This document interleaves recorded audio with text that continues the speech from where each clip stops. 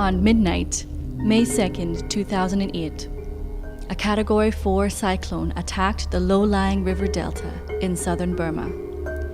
Winds ripped across the flat rice fields at 120 miles an hour, and a 20-foot wall of seawater tore homes, families, and lives apart. Burma's military government responded. They locked the area down, condemning the survivors to death by starvation and disease. Bullied and pacified by the military junta, the world looked the other way. 6 months after the storm, the crisis in Burma seems like ancient history.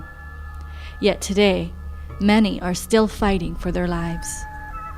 They drink from polluted waters and eat things unfit for human consumption. The powers of darkness laugh, as people are now willing to kill for food. The selfish interests of a few in Burma have spawned a kind of hell on earth, and they continue to turn a blind eye to the millions of suffering. Those who were put in a place of authority have sold themselves out to the enemy's desire to steal, kill, and destroy. But Jesus has a plan for Burma, a plan to bring abundant life. The enemy cannot win in Burma. Amidst this tragedy, Jesus will establish his kingdom with power, a power greater than the power now strangling this country. Today on Continuum, we take you into Burma.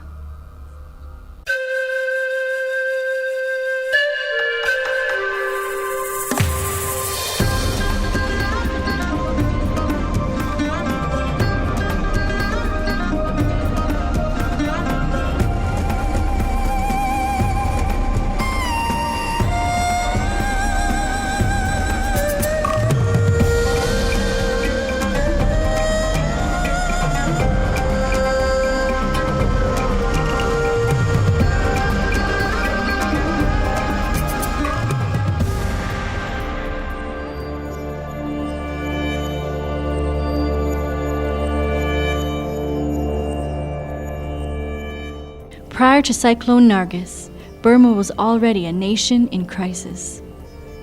Under military rule since 1962, Burma has been subject to harsh, autocratic government selling Burma's resources out to nations like China, India, and France. Though rich in natural resources, this corrupt government has brought Burma's economy to the brink of disaster, and the majority of the people live in dire poverty. In 2007, pro-democracy groups and monks began peaceful marches through Burma's city streets to protest the deteriorating economic situation in the country. In August, fuel increased 500% in a matter of days. Rice, the basic necessity for survival, was no longer affordable. Fear for the future prompted action from ordinary citizens. The military junta responded. They intimidated, beat, arrested, and killed peaceful protesters. Despite the government's strict censorship of information, news escaped, and the military junta made international headlines for human rights abuses. Though the junta was effective in crushing public protests, quiet dissension continued to grow. Well, Burma is a country that's always been on our heart because it's close to us, next door to Thailand, of course. But it's just one of the countries that we felt that God gave us in Asia. And I went in there, me and another fellow went in there a few years ago, spent some time in there to gather students, and we brought different students from Burma into Thailand and trained them, and we've sent several of them back. One guy in particular has been planting churches, and we've been working together with him over the years. But not a whole lot has happened, but probably a year ago or so, I started to get this real sense in my heart that something's gonna happen, you know. I want to say Burma's gonna open up, but it probably looks more closed today than it ever has. But nevertheless, there's a sense that God is gonna do something amazing in Burma. John showed up at our Bible college a couple of years ago, invited by his sister, or I think if I understand the story right, she told him, you have to come to this Bible college because you need a vision for your life.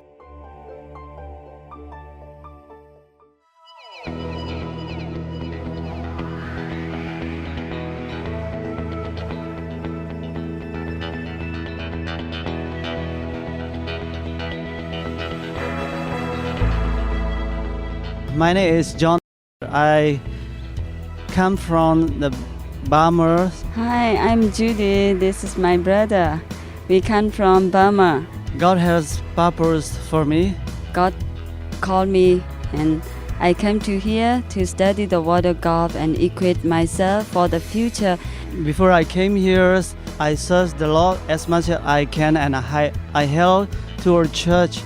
But at the time, I really don't know about the words very deep. After I came here, I learned the words from many different kind of teachers. As I grew up my spiritual life, I had a big desire, a big dream to plant a church in our country. But as the couple of years went by, he began to develop into a tremendous preacher. I think I'd like to describe John as the perfect example of what we're trying to achieve at VBCI. You know, somebody who's sold out for not just the mission, but sold out for his own people. When I first met John, it was kind of funny because you meet guys like this and you wonder if they're actually real, like if people can actually be this sincere and this much character. Something about the two that just have such a heart for the ministry, such integrity as young as they are. And everything they do, especially John, is always with a humble heart, with an attitude of, you know what, I can learn, and a very teachable spirit. He was just a blessing to have around the school, and he brought a real maturity and a real sincerity to the school. You could tell from the beginning his heart was for his nation, and he would go back to do something great, and it showed in all of his character. Like his character was never in question, and that is a rare thing to find. But as you get to know John, you know that he's not a perfect guy, but he does live his life by a great degree of integrity and character. He's got a purpose that goes beyond just studying here. He has such a passion for his people, and very faithful in everything he does. He's got a lot of life, tremendous passion, probably one of the most passionate students we've ever had. I mean, passionate for the gospel and passionate for his nation. 2 years into Bible school, Judy returned home to Burma on summer break and opened a home for orphaned girls. Although the military junta has outlawed orphanages in Burma, Judy quietly rescued 14 girls from the streets of Rangoon and made a home for them. Judy's mother moved in to care for the girls while Judy completed her studies in Thailand. John also planned to complete his bachelor's degree through Victory Bible College International.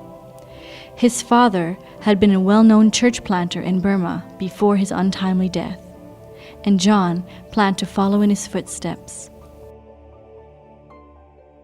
When Bible college ended in April, John took a bus to northern Thailand for work, and Judy boarded a plane to Rangoon to be with her kids over the summer. She landed in Rangoon days before Cyclone Nargis would blow right into her path. Coming up next, Cyclone Nargis claims more lives than the Asian tsunami of 2004. From our small base in Thailand, our team of missionaries responds to the crisis.